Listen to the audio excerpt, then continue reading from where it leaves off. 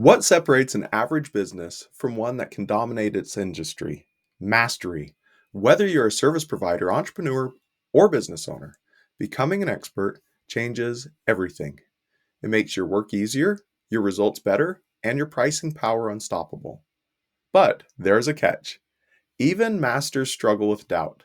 Imposter syndrome isn't just something beginners feel, it can creep in at any stage, making even the most skilled professionals question their own expertise. Welcome to Small Business Big Visibility, the podcast empowering you, adventurous small business owners, to attract your ideal customers and boost your revenue. I'm your host, Jason McKenzie. Each week, we'll explore easy-to-implement tools and strategies to take your business to new heights and build the lifestyle you want.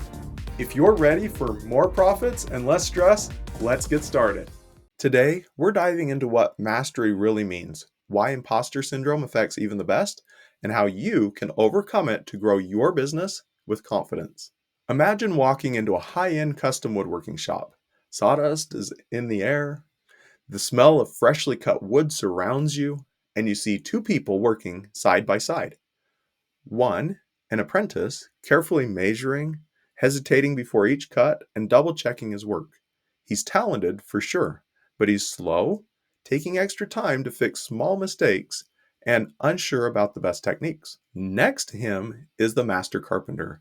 He moves with confidence. He knows exactly where to cut, how the grain of the wood's going to react, and the best tool for the job. His work is flawless, fast, and highly valuable. Both of them are skilled, but the difference, one is still learning. The other has mastered his craft. Here's where you come in. Right now in your business, are you the apprentice, unsure, undercharging, and constantly second-guessing yourself? Or are you the master, confident, precise, and in high demand? Because the truth is, mastery changes so much in business. Masters don't second guess their worth. They can charge premium prices because their customers trust their expertise. Masters, they don't waste time on trial and error. They get the job done right the first time. Masters often don't struggle to find customers. Their reputation does the work for them. But what happens when a master doubts their ability? Impostor syndrome.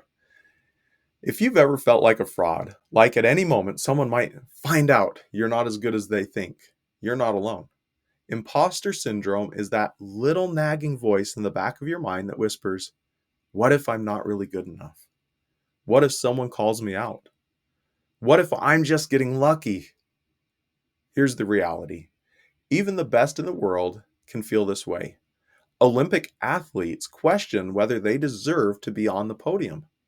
Award-winning authors wonder if their next book will flop. Seasoned entrepreneurs sometimes doubt whether they can take their business to the next level. The key is not eliminating imposter syndrome, it's moving forward despite it. So, how do you not only master your craft, but also master your mindset? Here are 3 core principles to start applying today.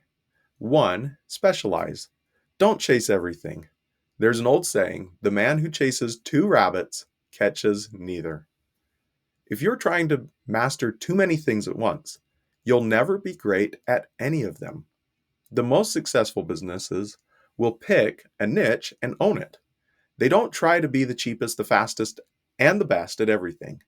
Instead, they double down on what they do better than anyone else. Number 2, invest in learning. Every master was once a student. Michael Jordan was probably the greatest basketball player of all time. But even at his peak, he was the first one in the gym and the last one to leave. Mastery doesn't mean you stop learning. It means you obsess over getting better. So read books, hire a mentor, take courses, practice relentlessly. The more you learn, the more confident you become, and confidence drowns out the doubt. Number 3, charge for value, not just for time. Ever heard of omasaki sushi? A master sushi chef can serve a meal in 20 minutes and charge $300. Why? Because you're not paying for the time it takes to make the sushi. You're paying for 20 years of mastery.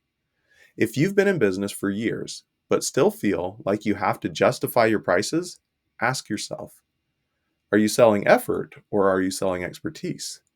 When you master your craft, customers pay for result, not the time it takes to deliver it. Now, you might be thinking, hey, I'm not an expert yet. How can I charge more? The truth is, you don't have to know everything, but you have to be able to provide value to your customer. If you're even a few steps ahead, you're valuable. If you know how to solve a problem that others struggle with, you're already an expert to them. The key is to keep leveling up. Read books on your industry, take courses to refine your skills, learn from those ahead of you, and then teach what you know, because teaching deepens your understanding. And don't always wait until you feel like an expert. Start positioning yourself as one now. Experts aren't people without doubts. They're the ones who keep pushing forward despite those doubts. Amateurs will practice until they get it right. Masters practice until they can't get it wrong. Now, mastery doesn't happen overnight, but it starts with a decision. So decide today that you're going to become the best in your field. Because when you step into mastery, when you stop letting doubt hold you back, everything changes. Hey, if this episode resonated with you, share it with another business owner who needs to hear it. And if you haven't already, subscribe to the podcast so you don't miss what's coming next. Because tomorrow, we're tackling something just as important. Not all advice is good advice. In fact, some of the worst business failures happen because people take advice from the wrong sources. Until next time, keep learning, keep mastering your craft, and watch your business thrive.